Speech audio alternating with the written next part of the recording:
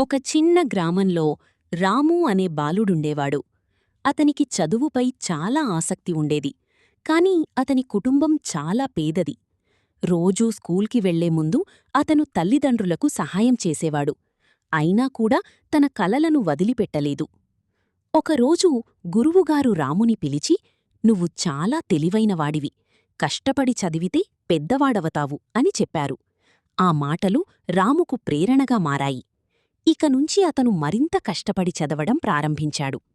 రాత్రి లైట్స్ లేకపోయినా దీపం వెలుగులో చదువుకునేవాడు. గ్రామంలోని ప్రజలు అతని పట్టుదలను చూసి ఆశ్చర్యపోయారు. కొంతమంది అతనికి పుస్తకాలు కూడా ఇచ్చారు. సంవత్సరాలు గడిచాయి. రాము తన చదువులో ఎప్పుడూ మొదటి స్థానంలో ఉండేవాడు.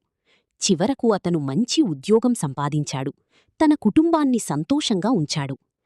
రాము కథ మనకొక గొప్ప పాఠం చెబుతుంది. పరిస్థితులు ఎంత కష్టమైనా మనం పట్టుదలతో కృషి చేస్తే విజయాన్ని సాధించవచ్చు.